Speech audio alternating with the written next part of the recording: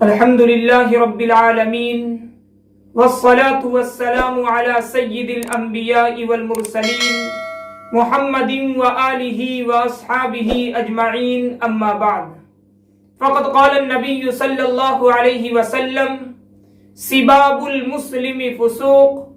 أو كما قال عليه الصلاة والسلام۔ اللہ رب العزت کا بہت بڑا کرم اور احسان ہے کہ اللہ رب العزت نے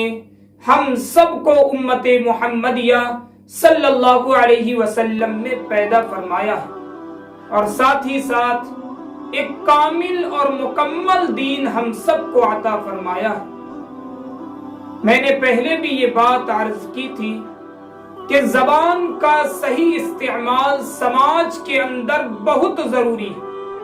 کیونکہ اس زبان کے غلط استعمال کی وجہ سے ہی سماج میں بے حیائیاں اور برائیاں پھیل رہی ہیں۔ خاص کر کے بچوں کا طبقہ، نوجوانوں کا طبقہ اس زبان کے غلط استعمال میں بہت زیادہ ملوث ہے، اور اس میں غلطی ہماری اور آپ کی، سماج کے جو ذمہ دار قسم کے لوگ ہیں ان کی ہے،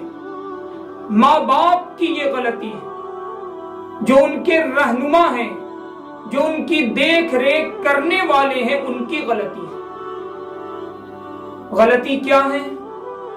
کہ جب ہم کوئی بات کرتے ہیں،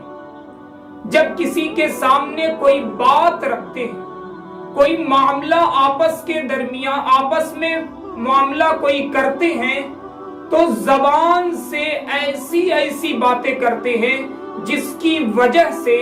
آپس میں بے حیائیاں بہت تیزی سے پھیل رہی۔ آقا مدنی صلی اللہ علیہ وسلم نے فرمایا کہ سباب المسلم فسوق، مسلمان کا گالی دینا گناہ ہے، بہت بڑا جرم ہے، لیکن ہم اور آپ دیکھیں کتنے لوگ ہیں جو بات کرتے ہوئے زبان سے ہزاروں گالیاں دے دیتے ہیں۔ گھر میں صبح اٹھتے کے ساتھ اگر کوئی بات کرنی ہے تو بات بعد میں، اس سے پہلے زبان پر گالی جاری ہے۔ گھر میں سب موجود ہیں، چھوٹے بچے بھی ہیں، جوان بیٹی بھی ہے، بہو موجود ہے، ماں باپ موجود ہیں، اس کے باوجود نہ جانے صرف چھوٹی سی بات منوانے کے لیے، بچوں سے کوئی بات کسی کام کو کرانے کے لیے نہ جانے زبان سے ہم کیسی باتیں بک دیتے ہیں۔ مسلمانوں کا یہ شیوا بالکل نہیں ہے کہ وہ بات کرے تو اپنی زبان سے فحش گوئی کرے، بری بات اپنی زبان سے نکالے، لیکن حال ہمارا اور آپ کا یہ ہوتا جا رہا ہے کہ ہماری بات اس وقت تک مکمل نہیں ہوتی ہے جب تک ہماری زبان پر گالی نہ جاری ہو۔ کسی غریب کو دیکھ لیا تو گالی دے دیا، کسی یتیم کو دیکھ لیا گالی دے دیا، کسی ٹھیلے والے کو دیکھ لیا گالی دے دیا، کسی کو بری بات کہہ دی۔ یاد رکھیے یہ دنیا کی زندگی چند دنوں کی زندگی ہے۔ اگر ہم نے کسی غریب کو زبان کے ذریعے سے ستایا ہے، اگر ہم نے کسی یتیم کو زبان کے ذریعے ستایا ہے یا ان کو تکلیفیں دی ہے، تو جب تک آپ کی سانس آپ کے جسم کے اندر موجود ہے، آپ کی آنکھ کھلی ہوئی ہے، اسی وقت تک آپ کی حکومت چل سکتی ہے، لیکن جیسے ہی آپ کی آنکھ بند ہوگی،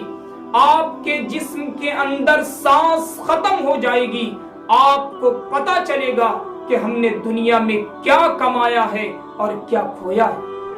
اس لیے اللہ کے واسطے اپنی اصلاح کیجئے، اپنی بات منوانے کے لیے زبانوں کو گندا مت کیجئے۔ اگر کوئی بات آپ کو کرنی ہے تو صحیح انداز سے کیجئے اور امید رکھیے کہ ہماری بات مانی جائے گی۔ ابھی تو یہ ہو گیا کہ جو جتنا زیادہ گالی دے گا، ہم ایسے شخص کے پاس ہی اپنا فیصلہ کروانے کے لیے جاتے ہیں۔ افسوس ہے، یہ حماقت کی بات ہے۔ یہ کم عقلی کی بات ہے کہ سماج میں ایسے لوگ موجود ہیں جو دین کو جانتے ہیں، دین کے اوپر عمل کرتے ہیں، لیکن ہم ایسے لوگوں کا راستہ چنتے ہیں جن کی زبان پر بدگوئی اور فحش گوئی کے علاوہ کوئی اور بات نظر نہیں آتی ہے، پھر بھی ہم اپنے انصاف کا راستہ ایسے لوگوں کے پاس جا کر چنتے ہیں۔ اللہ کے واسطے اللہ کے رسول صلی اللہ علیہ وسلم کی حدیث دیکھیے، آپ نے فرمایا کہ قیامت کے دن میری امت کا مفلس وہ شخص ہوگا جو نماز، روزے، زکوٰۃ لے کر آئے گا، لیکن اس نے اپنی زبان سے کسی کو گالی دی ہوگی،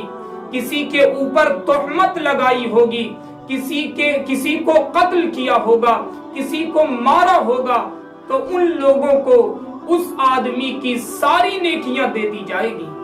اس کے باوجود اگر اس کی نیکی نہ بچی اور اگر اس کی نیکیاں ختم ہو گئی تو پھر اس آدمی کی برائیاں اس کے سر پر ڈال دی جائے گی۔ ہم اور آپ غور کریں، ذرا سوچیں کہ اس چند دنوں کی دنیا اور چند پیسوں کی دنیا پر ہم کتنے مست ہو گئے،